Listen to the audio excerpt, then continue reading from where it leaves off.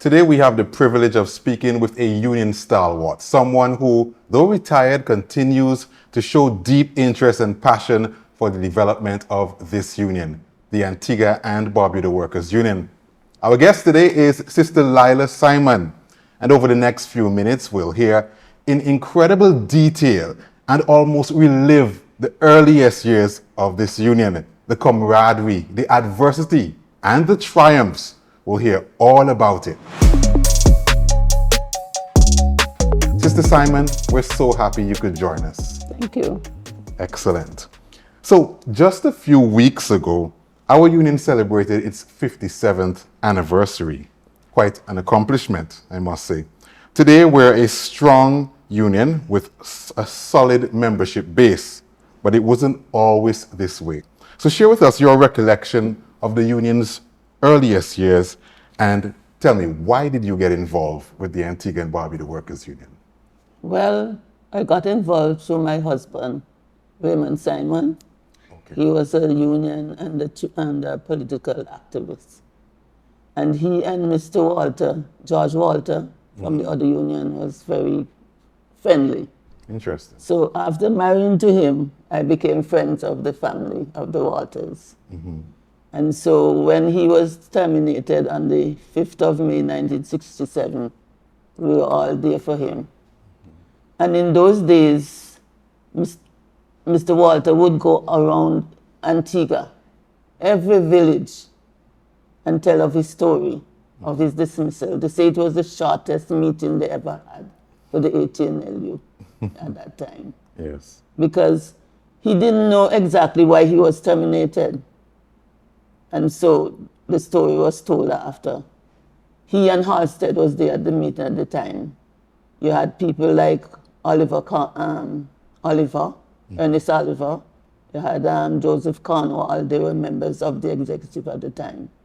And they say it was the shortest meeting they ever had. Wow. Just to tell somebody that they're terminated. George Walter and Halstead at that night. And so I became involved in the trade union. Interesting.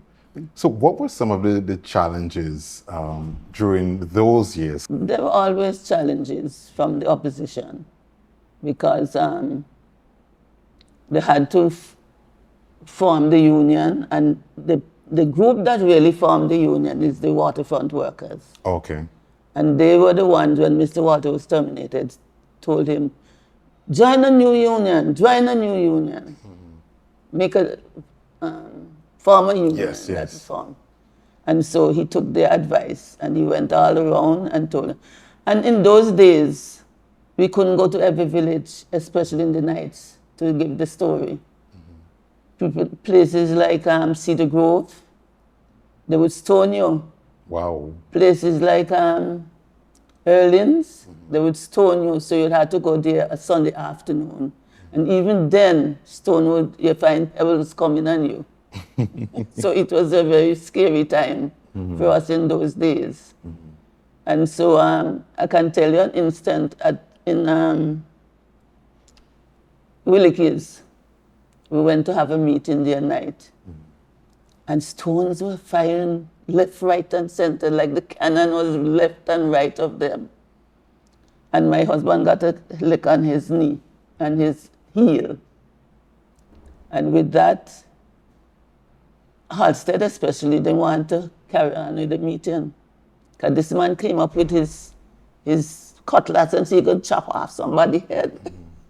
And it was very scary. Very scary that night.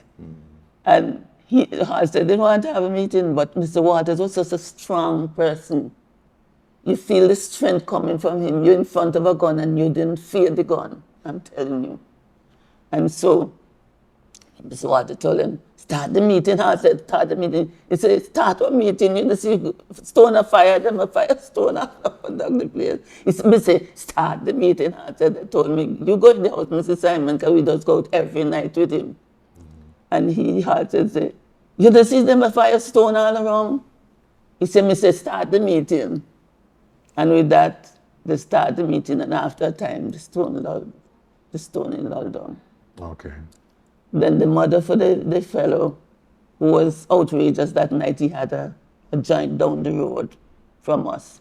And he come up with his machete and say he got land. And the mother said, no bother with him, no bother with him. He can't do it, nothing. We used to get good support from the people going around. But they were just those one or two individuals that were troublemakers, I suppose you could Yeah, describe even in Bethesda too, when we had meeting at Bethesda, some people just get outrageous. Even I just go around, even begging for give money to buy gasoline to go round and round. Okay. And they give you a hat to go around and you would go and they will give you bad words. So they support you in their own way, but they put two words on you. So it so was, the challenges were great those days. Yeah. But the support from the waterfront workers was very good too. And Mr. Walter was a fisherman. Yeah. He was the editor for the Workers' Voice, which was the paper for the Antigua Trade and Labor Union. And he was the editor for them too as well, the Antigua Trade and Labor Union. Okay. So he was a well-rounded man. And when you're around him, you feel very strong. Well, I can tell you about the first strike. The first strike was with Miss Kamasha. Kamasha, she had a vegetable market down where the bus is now, on the opposite side. Yeah. And the first picket person was Franklin Lloyd. He and I were schoolmates. He was very good in maths at school. And they got him to picket Mrs. for recognition. Recognition was one of the things that the union was striving at in the early days. Okay. Okay. Recognition. Because many employers did not want the Antigua Workers Union. They wanted the 18. So how did we overcome that? How did we build our rapport? Well, from the strength of Mr. Walter and going around to the various workplaces and negotiating and things like that. Yeah. Get them to understand the union better and to know what the pros and cons was for the union. Okay. What would you say were some of the advantages that this union had in its earlier years over the established union that existed, the ATNLU? Well, because they were negotiating for different conditions of work. Yeah. You had the maternity leave. Those things were in existence before times. Wow. You had that. You had, like the ILO say, you must have water and things like that in your workplaces. They negotiated for that. Now, you mentioned earlier about the support of the waterfront workers. Tell me, in a general sense, about the whole spirit of camaraderie. At that time, Mr. Walter was a fisherman, so he was familiar with many of the workers down there. And it was the chairman at that time was Mr. Reginald Mussington for the waterfront. And so he had a relationship with them. And they say, well, if they turn you away, just form a new union. And they supported him to the hills. Even when I came here to work in the 7th of May, 1978, they usually come here. When you hear they come with knives. Yeah. You had people like Mr. Edwards, you have White, you had the same policeman that died, called policeman, he was one. And you had many others who would come and support the union in the struggle. Okay. So we got that support, so we were able to move on, you know. What would you say are some of the most memorable experiences that stand out in your mind having to do with this union? Well, the memorable students that I had was when women played a very pivotal role in the union in those days. They were on the executive. Okay. And they give their views. And it's the women that brought awareness to other women to join the trade union. Because, for instance, for me, I don't know anything about trade union in those days. And they brought awareness to you. And they form what you call a council, women's council. Yeah. And you have people like Mrs. Ernie Dyer, Ruth Joseph, Evan Henry, Bessie Knight, Aegis Knight, sorry, Bessie, John, and many others. And they bring awareness to women and what the trade union is all about. And what they did, they said, well, we have to teach our women a lot of things. So they got teachers to volunteers. We had training in history, geography, maths, and the other thing we had, hotel training school, how they had to make up beds and things like that. Yes. We even had a group of young people joining the netball. Wow. All the younger people in those days forming a netball group. Yes. And what Mrs. Dyer said, we have to typing was stenography in those days was high. Okay. And we had typing, we had shortening too, Pitzman and Greg, people teaching all those lessons there. And we had the women, she said, well, we have to train these young people for our members, train them in some skill. And so she get all the old typewriters from different people, bring them together and say, we're going to teach typing. She got her daughter, they were skilled in typing and so on. And they started free of cost. Children used to come, the members' children used to come and they teach them typing. Then after a time she said, this has to become bigger than this. And they wrote up a contract or something, make Mrs. Smith write it up to one of our affiliates, ICFTU. Okay. And they donated 24 typewriters, 24 desks and tables. Wow. And that was the beginning of a big project for the Women's Council. And so Bessie John used to be the teacher for it, and Merlin Joseph. I was a member of the Women's Council, but months after it was started. And they put me to do spelling. I used to teach spelling. So I had my little cutout job to do every afternoon. And they say it would help the people who come to the typing school so that they can go faster. They were familiar with the words and so on. Yeah. And so we used to, you know how much we just charge per month? Guess what? I don't know, $5? $1? $1. $1 easy dollar. Just to teach those children. And I'm telling you, that went on, and it went on to $2 for some years, and it went on to $5. $5 was the last one.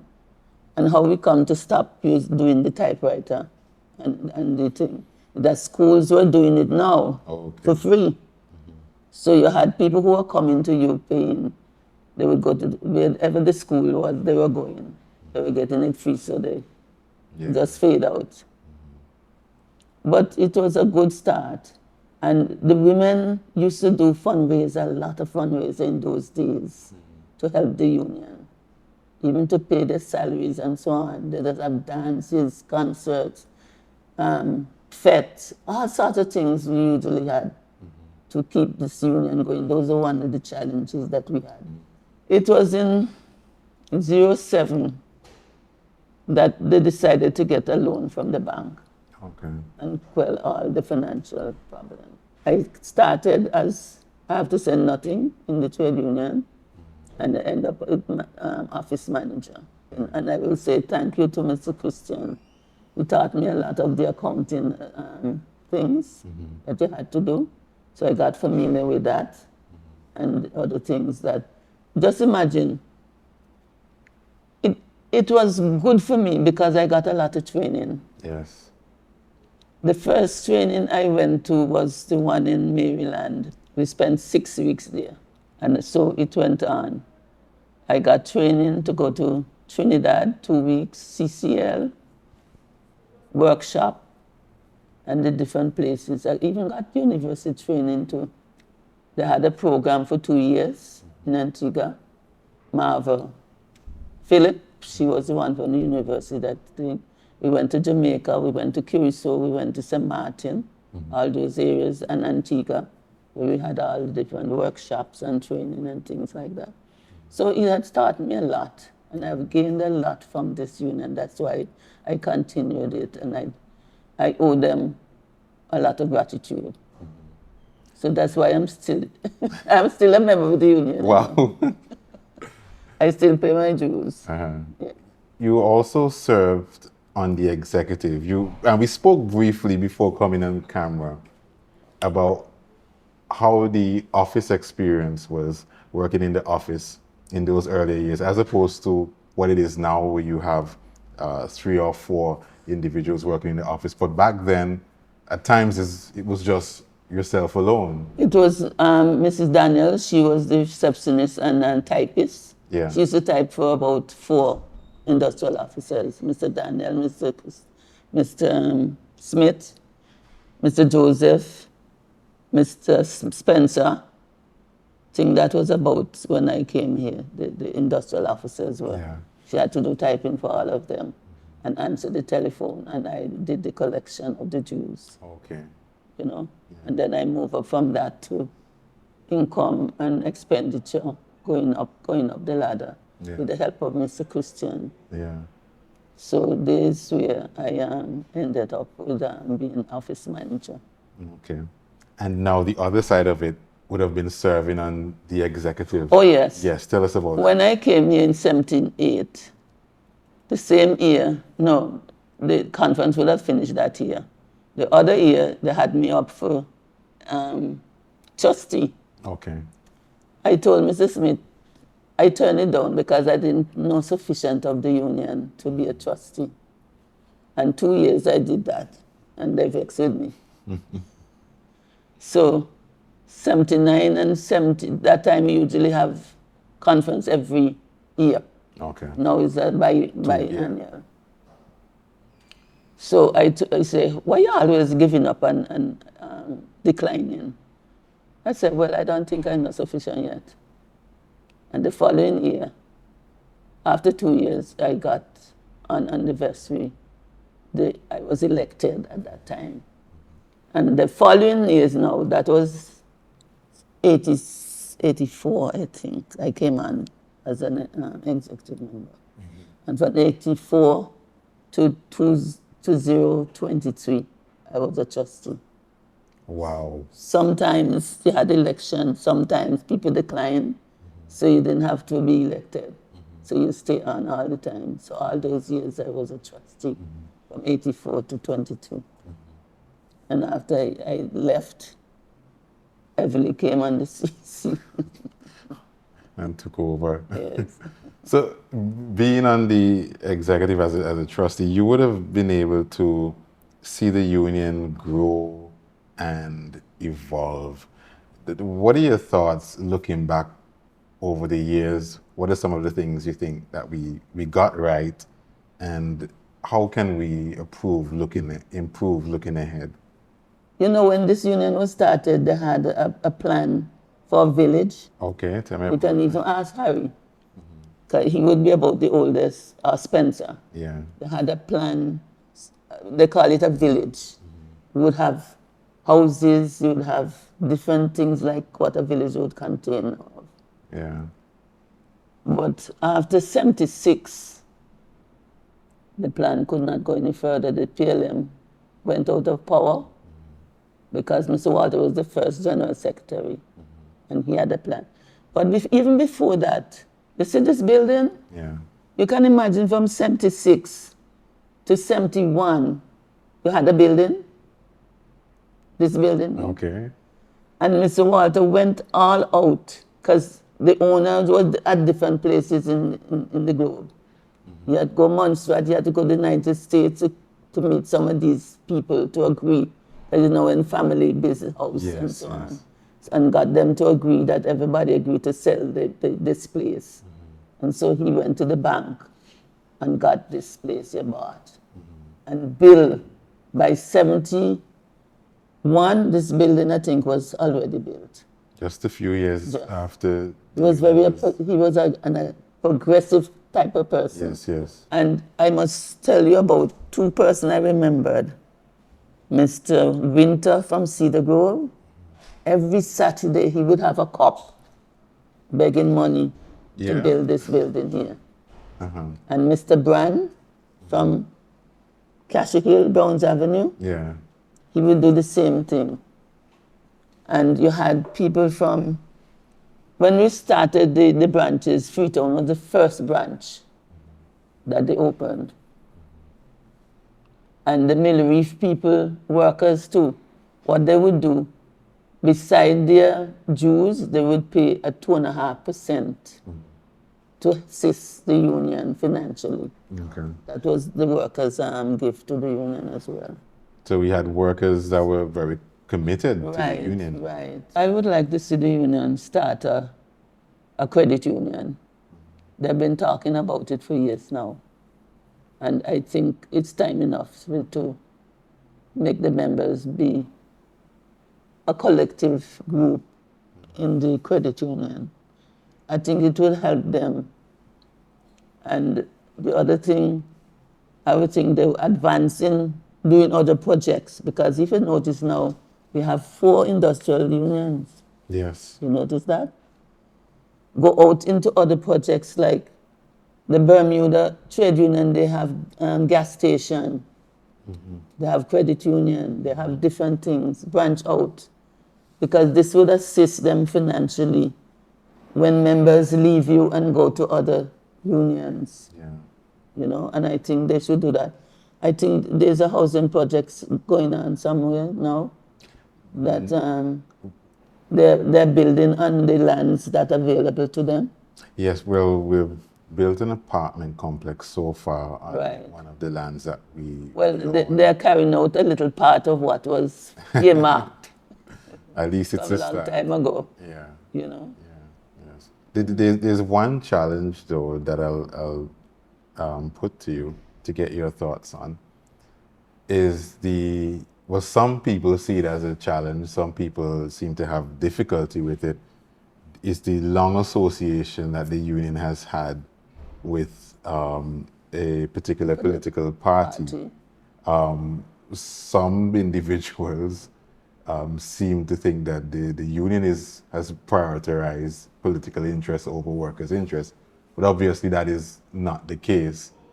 But I do understand that some workers see that as a disincentive to get involved in the union. But what are your thoughts? I don't know why they feel so, because from ever since I come to the trade union, it's a different entity altogether. Okay. We pay our own thing, no political people pay anything for us. We stand our own bills, everything. So I don't know why they feel so, because this union train a lot of its workers. Yeah. And that is one thing I like about the union.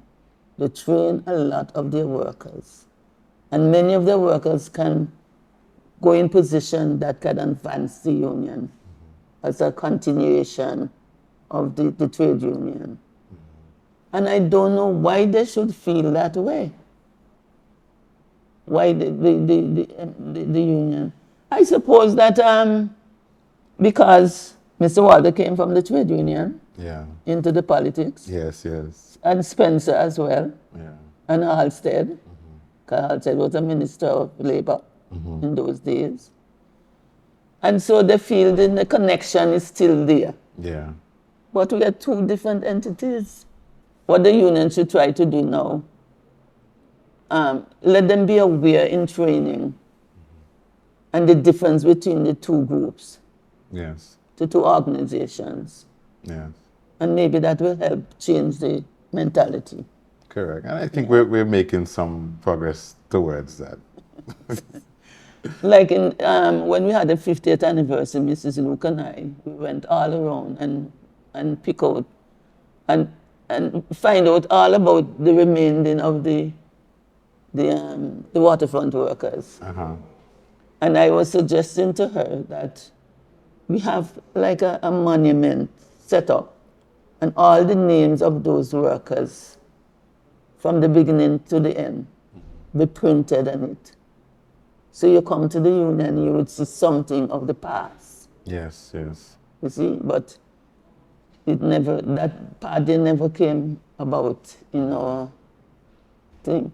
I also wish to get your thoughts on young workers and why they should get involved with the Antigua and Barbuda Workers Union. Because at some point you were a young individual. At that time, Yes. when I started it. So what I would had you... 3 children at that time Oh, when I wow. came here. Wow. Yeah. So what would you say to young workers? I think the union should try to involve them. I think they have a group. Yes, I we don't know have if a it's still youth a arm. function, Yeah. that they could have this continuity and train them within the trade union, that they could continue Yeah. after you and I and others have gone, so that you have the continuity.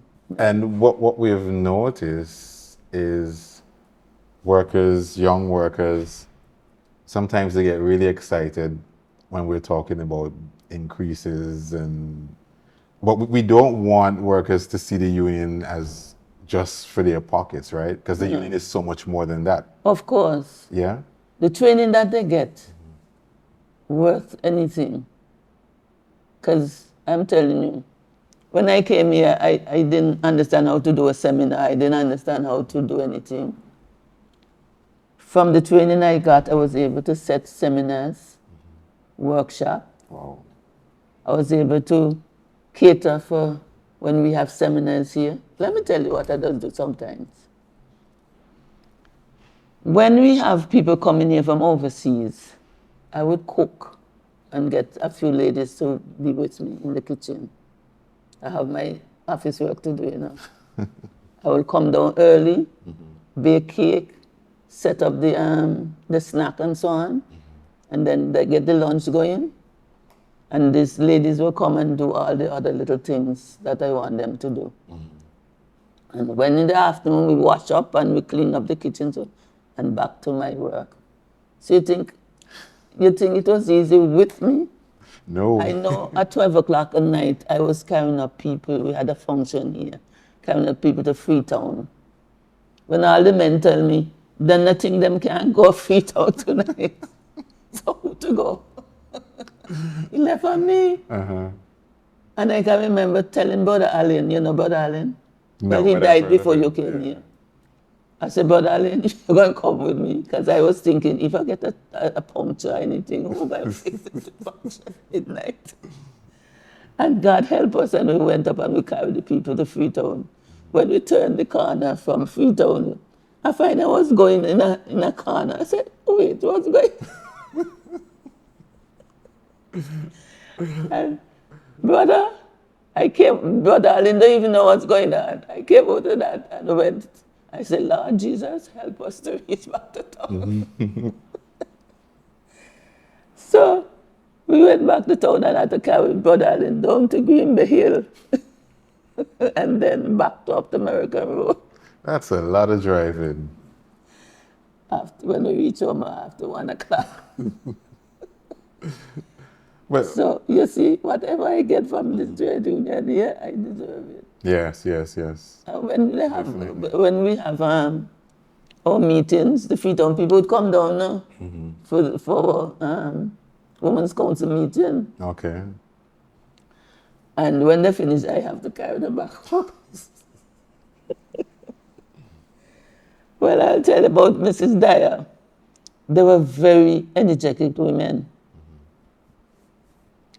Mrs. Dyer and Ruth and her daughter, they just carry on the typing. And one day she said to me, between 71 and 76, she said, Simon, I don't think I have it too long here. And you have to go carry on. Because after 76, all the people that used to help us could no longer help us. Wow. And the lot fall on me. So I had to take over the typing. I had to make people continue the the Greg Sharton and the Pittsman. Yeah. We even had accounting too. Somebody doing accounting, teach people how to do accounting, to be accountant. And so the lot fall on me, and I became president of the coordinating council. And I became the teacher for the typing school.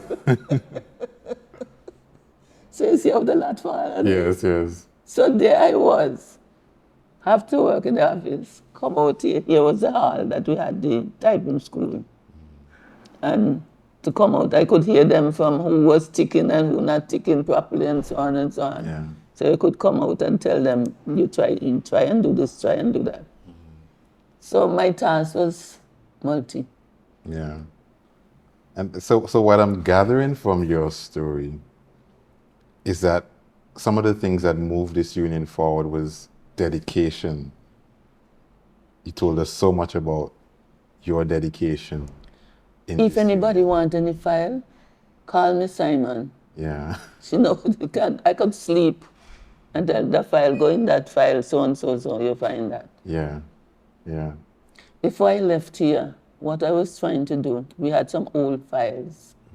And they had some ledgers from the first starting, whose name, we had the names of all the people who joined the union. I don't know if they throw those ledgers now. I hope not. And I was trying to get those files from when Mr. Walter was here, and I found them.